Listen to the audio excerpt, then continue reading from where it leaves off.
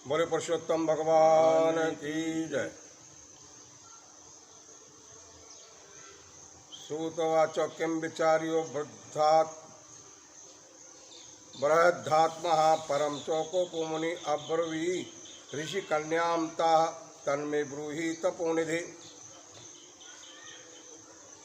नारद जी बोले कि तपोनिधि, परम क्रोधी दुर्वासा मुनि ने विचार करके उस कन्या को क्या उपदेश दिया, सो आप मुझसे कहिए। सूत जी महाराज बोले कि हे दुजो, नारद का वचन सुन समस्त प्राणियों का हित कर। दुर्वासा का गुह्य वचन बद्री नारायण बोले। श्री नारायण बोले कि हे नारद, मेधावी ऋषि की कन्या के दुख को दूर करने के लिए कृपालु दुर्वासा जी ने कहा, वह हम तुमसे कहते हैं, सो सुनो। दुर्वासा बोले, हे सुंदरी, गुप्त से भी गुप्त उपाय मैं तुझसे कहता हूँ। यह विषय किसी से भी कहने के योग्य नहीं है, तथापि तेरे लिए तो मैंने विचार ही कर लिया है। मैं विस्तार पूर्वक ना कह करके तुझसे संक्षेप से कहता हूँ। हे सुभगे, इस मास से तीसरा मास जो आवेगा वह पुरुषोत्तम मास होगा, और उस मास में तीर्थ में स्नान कर मनुष्य भ्रूण हत्या से छूट जाता है। हे सुंदरी, कार्तिक आदि 12 महीनों में इस पुरुषोत्तम मास के बराबर और कोई मास महीना नहीं है। जितने मास तथा पक्ष और पर्व हैं, वे सब पुरुषोत्तम मास की 16वीं कला के बराबर भी नहीं है। वेदोक्त साधन और जो परम पद प्राप्ति के साधन हैं, वे भी इस मास की 16वीं कला के बराबर नहीं हैं। 12,000 वर्ष गंगा स्नान करने से जो फल प्राप्त होता है, और संवत्सर गुरु में गोदावरी में एक बार स्नान करने से जो फल मिलता है, हे सुंदरी, वही फल पुरुषोत्तम मास में किसी भी तीर्थ में एक बार स्नान करने मात्र से मिल जाता है। हे वाले, यह मास श्री कृष्ण का अत्यंत प्रिय प्यारा है, और नाम से ही यह भगवान का स्मारक है। इस मास में पुरुषोत्तम भगवान की सेवा पूजा करने से सभी कामनाएं सिद्ध होती। अतः इस पुरुषोत्तम मास का तू शीघ्र व्रत कर पुरुषोत्तम भगवान की तरह प्रसन्नता पूर्वक। मैंने भी इस मास की सेवा की। एक समय क्रोध से मैंने अम्बरीश राजा को भस्म करने के अर्थ कृत्या भेजी थी। सोहे वाले, तब हरि ने जलता हुआ चक्र सुदर्शन मुझको ही भस्म करने के लिए उसी समय मेरे पास भेजा। तब पुरुषोत्तम मास के व्रत के प्रभाव से ही वह चक्र हट गया। हे सुंदरी, वह चक्र त्रैलोक को भस्म करने वाला था। तब जब मेरे पास आकर खाली चला गया, तब मुझे बड़ा विस्मय हुआ। इसलिए हे सुभगे, तू पुरुषोत्तम मास का व्रत कर। इस प्रकार मुनि की कन्या को कह करके दुर्वासा ऋषि ने विराम लिया। श्री कृष्ण जी बोले कि हे राजन, दुर्वासा का वचन सुन भावी की प्रबलता के कारण असूया से प्रेरित वह कन्या मूर्खतावश दुर्वासा बोली, बाला बोली, हे ब्रह्मन, हे मुनि, आपने जो कहा वो मुझे रुचता नहीं है, ठीक नहीं लगता है। माघ आदि मास कैसे कुछ भी फल देने वाले नहीं हैं। कार्तिक मास क्या कम है, ऐसा आप कैसे कहते हैं? सो कहिए, वैशाख मास सेवित हुआ क्या इच्छित कामनाओं को प्रदान नहीं करता?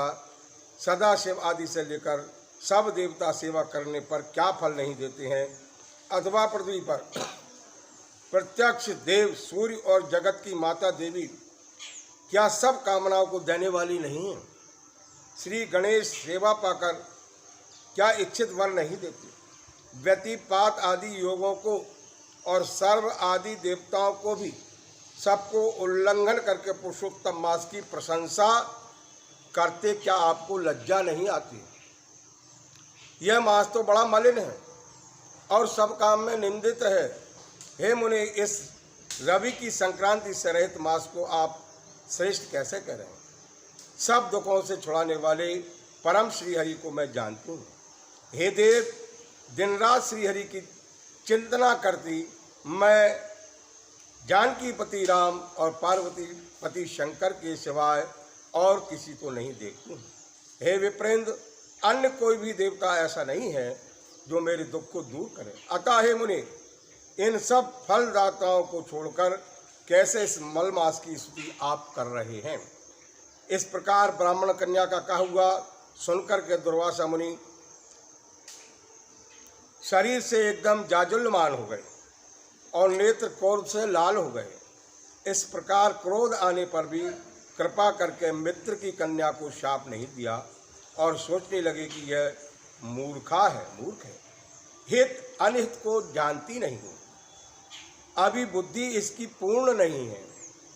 पुरुषोत्तम मास के महात्मा का विद्वानों को भी पता नहीं है, तो थोड़ी बुद्धि वाले पुरुष एवं विशेष करके कुमारियों को तो वह कहाँ से प्राप्त हो सकता है। यह कुमारी कन्या माता पिता से रहित दुख की अग्नि से जली हुई है, अतः अति उग्र मेरे शाप को कैसे सहन कर सकती है। इस प्रकार सोच करके कृपा से मन में उठे हुए क्रोध को शांत किया और स्वस्थ होकर के दुर्वासा मुनि उस अति विभल कन्या से बोले। दुर्वासा बोले, हे मित्रपुत्री, तेरे ऊपर मेरा कुछ भी क्रोध नहीं है। हे निर्भाग्य, हे दुर्भाग्य, जो तेरे मन में आए वैसा ही कर। हे वाले, और तेरा कुछ भविष्य कहता हूँ सुन। पुरुषोत्तम मास का जो तूने अनादर किया है उसका फल तुझे अवश्य प्राप्त होगा, इस जन्म में मिले अथवा दूसरे जन्म में मिले। अब मैं नर नारायण के आश्रम बद्री धाम जाऊंगा। तेरा पिता मेरा मित्र था, इसलिए मैंने शाप नहीं दिया है। तू बाल भाव के कारण अपने शुभाशुभ तथा हिताहित को नहीं जानती है। शुभाशुभ भविष्य को कोई भी टाल नहीं सकता है। अच्छा, हमारा बहुत समय व्यतीत हो गया, अब हम जाते हैं, तेरा कल्याण हो। श्री कृष्ण भगवान बोले कि ऐसा कह करके महाक्रोधी दुर्वासा मुनि शीघ्र चले गए।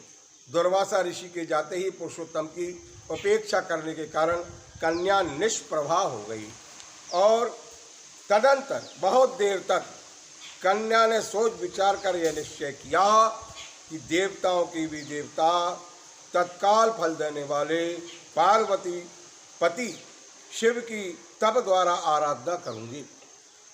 हे नृप, मेधावी ऋषि की कन्या ने मन से इस प्रकार निश्चय करके अपने आश्रम में ही रह करके भगवान शंकर की कठिन तपस्या करने को तैयार हुई।